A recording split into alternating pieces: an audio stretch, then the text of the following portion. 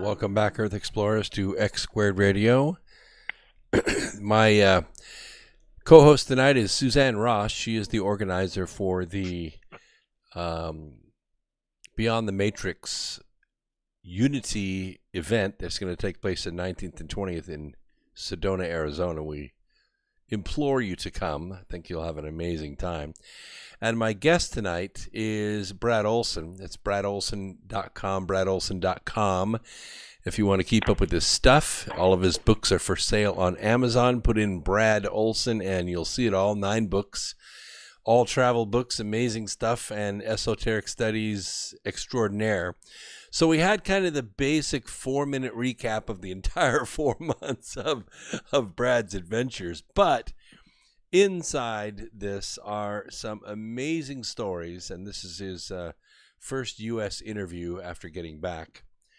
I would like to hear maybe the top 4 or 5 of your experiences, because it's not just travel that you're doing, right? You're also doing exploring. You're talking to people. You're investigating stories. You're seeing incredible locations and learning about where they came from, who built them, why did they build them, how old they are. So share with us, the top 4 or 5 stories that you have to tell from your 4 months on this intrepid journey. Sure. And wow, it's hard to even narrow them down to 4, but I'll give it a go. Certainly the Cuzco Sacred Valley region of megaliths is the most densely populated region of the world of massive stone block construction. And just going to 2 or 3 or 4 of these places every day on a whirlwind tour with Nassim Harriman and Brian Forrester at the helm, and 150 people on this tour that Emily and I were very fortunate to be asked to come along with, was certainly the first of the 4 highlights, to talk to experts who are really speaking of these in new kinds of terms. That is, they're pre-Incan. The larger they are, the older they are, and the better constructed they are. And it raises many questions about how they were constructed, how they were moved, and possibly even using technology that has not been rediscovered to this day. And we can go into a little bit more of that, the auditive levitation and the cold fusion technique of molding and shaping these giant boulders, because none of them of the very old type have any chisel marks whatsoever and show signs that they have been sculpted and carved like a trowel from somebody who works in plaster. Then we went down to Lake Titicaca. I'd say that's certainly a highlight too. There are sunken ruins on the Bolivian side that were just discovered about 20 years ago. There are shrimp and what is it? Horse fish? That's not the right word. Seahorses. The funny looking the seahorses. Yeah, seahorses live in Lake Titicaca in fresh water, and they're saltwater creatures. This is the only place. So there's pretty good evidence that this massive lake, the highest and biggest alpine lake in the world, had once been at sea level and transported these seahorses up there, and they still live to this day. Then with the underwater ruins and several other sites around the lake, it truly fascinated Emily and I and our whole tour group. And then we went to, Salar de Uyuni was amazing. We only spent a day there.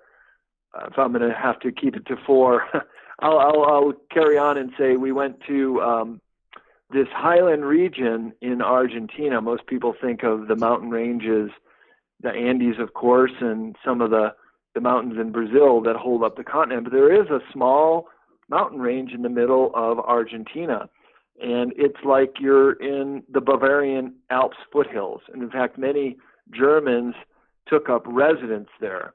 And there are all sorts of European pockets of people, the Germans being the most prosperous. And one of the funny things in Argentina is that it's Italians who speak Spanish and wish they were as rich as the Germans, because there's mostly Italian immigrants in Argentina. But in this one particular region, in a town called La Falda, is the Eden Hotel. And one of my lines of research for my presentation, which I'll be giving at Beyond the Matrix, is called The Mysteries of South America. And we were in search of the fugitive Nazis after World War II, including Adolf Hitler himself, who stayed for a while at the Eden Hotel. So that had to be a highlight. And then getting the tour guide to affirm that he certainly believes it, and he knows people that are still alive that were working there as teenagers and remember seeing Adolf Hitler, as well as Martin Bormann and a few other high-ranking Nazis, did not die after World War II, but went into hiding. And then that, of course, carries us to Antarctica and the so many mysteries down there. And my other talk that I'll be giving is called The Anomalies of Antarctica. And talking to as many researchers as we could, we went to 6 different research stations, and every time I asked them about the anomalies in the ice, about the giant 3-mile across rumored craft that may be in the Beardmore Glacier that a lot of people are talking about. You can talk story, but I have to say I did speak to dozens of different researchers, and nobody had any information on it. Not to say that these sites didn't exist, although one Argentinian researcher said at one of their other bases in East Antarctica did have a sighting earlier last year with discs and balls of light. And there was the big chatter among the Argentinians and their different bases there. So we didn't quite strike out, but it appears that the pyramid that a lot of people see on YouTube in the Ellsworth range is nothing more than just a nunatak, which is a word for just an attractive rock sticking out of the ice. Now, there are other pyramid locations that I've tracked down, and another one is in the Shackleton range, and that one does appear to have been manufactured. Of course, we didn't get there. You have to understand that Antarctica is the 5th largest continent. It's huge. It's bigger than Europe and twice the size of Australia. So the distances are very vast. Of course, it's frozen tundra. It's just basically a desert continent and the highest altitude continent because the ice is 2 miles thick. So the South Pole is up close to 9,000 feet elevation. I mean, it's just really inhospitable and very difficult to travel and very expensive to travel. And even though I did 3.5 weeks, which is on the long end of most people's trips down there, we really only just scratched the surface of the Palmer Peninsula region, which is that finger peninsula that sticks out just south of the southern tip of South America. So there you go. Those are my top 4. Well, how many of you made it to Antarctica? Oh, so we were on a boat of 14. There were 11 Polish people and 3 Americans. And so we found the numbers of visitors that go to Antarctica, and it's about 1% of 1% of the world's population has ever been there. So since it's so rarely visited, that I can see why a lot of tall tales might get started because it's so difficult to verify or prove.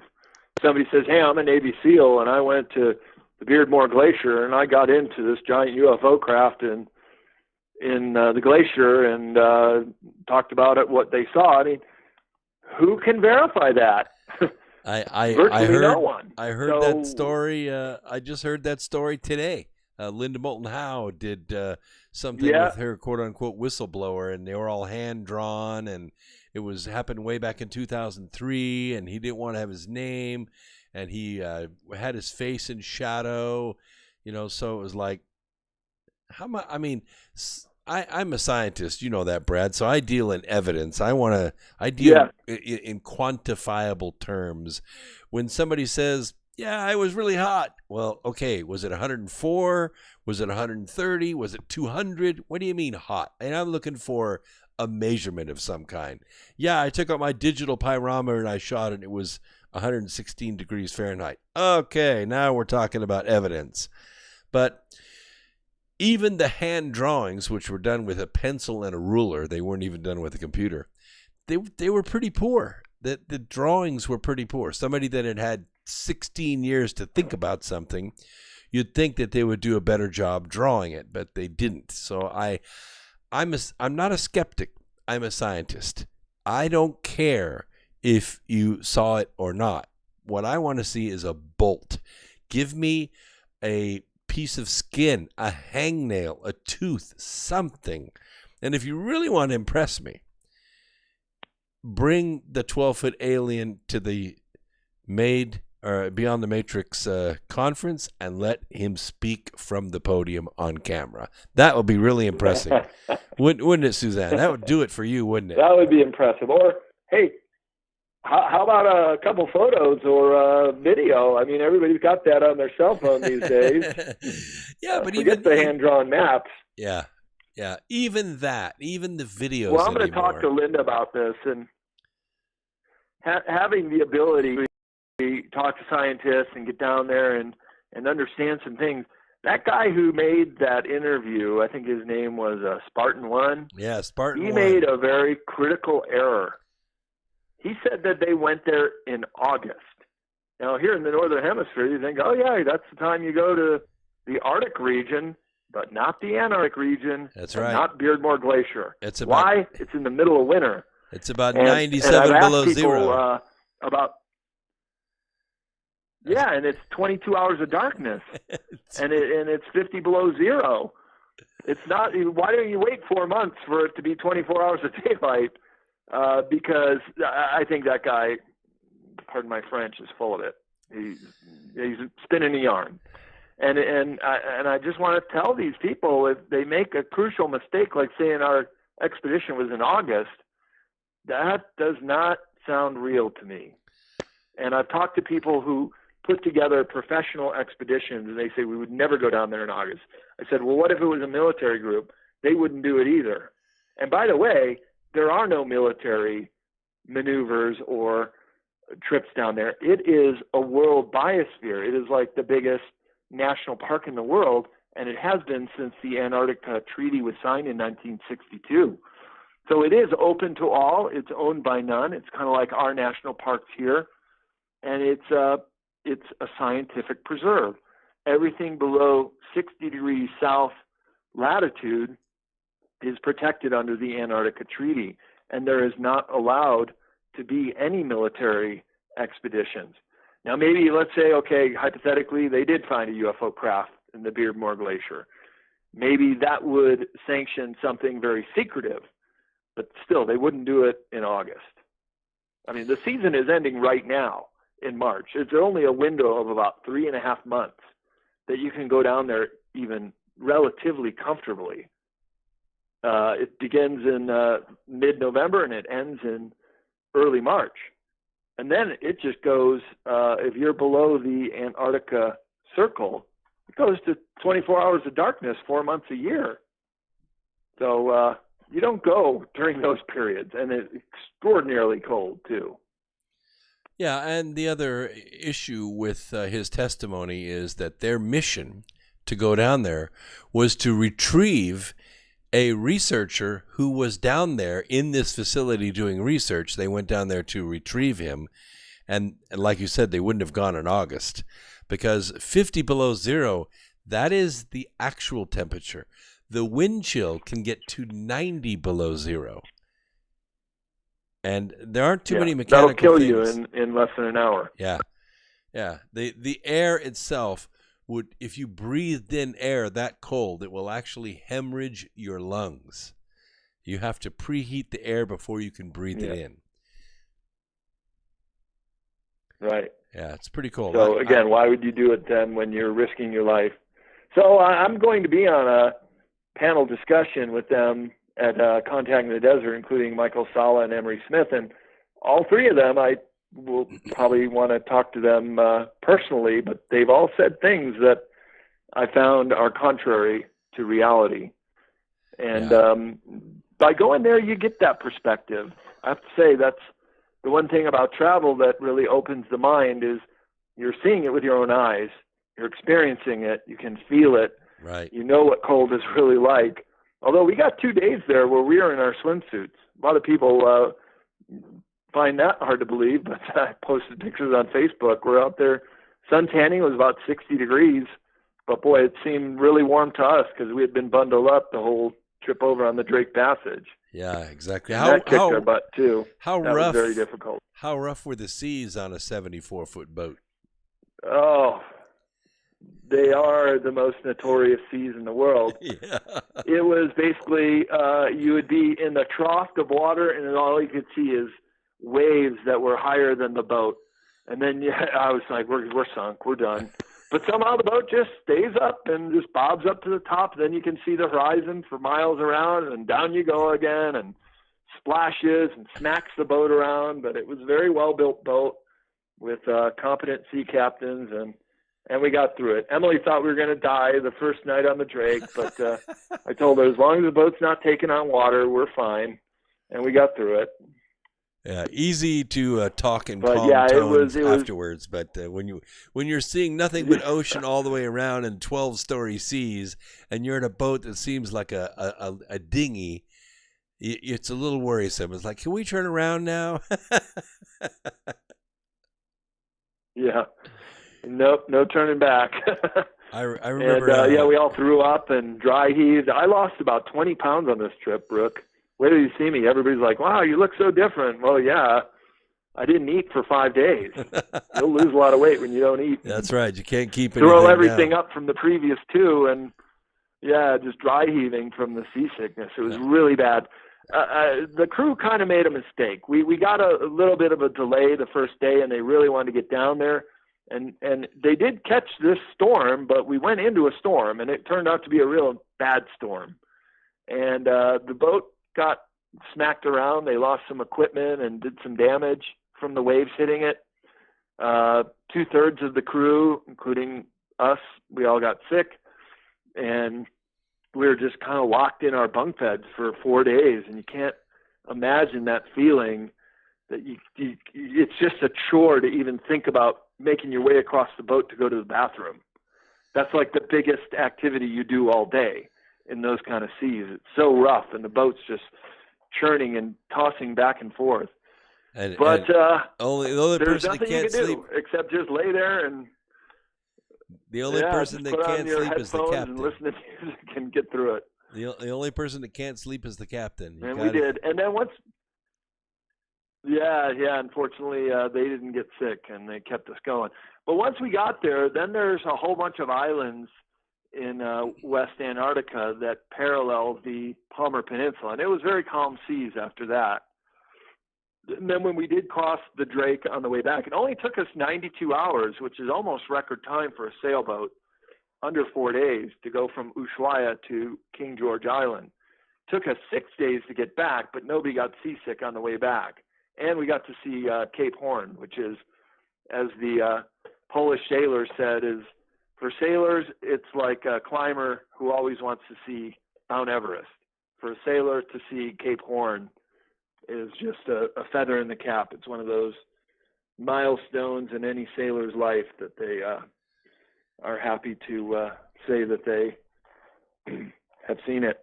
We saw it off in the distance, but we saw it. As long as your camera equipment and all your records made it, that's what we worry about. We got it. We got all that. Yep. Everything else is going to be for my dad and brother and his wife ever since I got back. Every other trip after this is going to be easy compared to that one. Oh, it sure will be. Yeah, there's really nothing as challenging as what we did, and you'll hear it from Emily too. She'd say, if we knew now what we knew then, we probably would have taken a cruise ship. But you know what?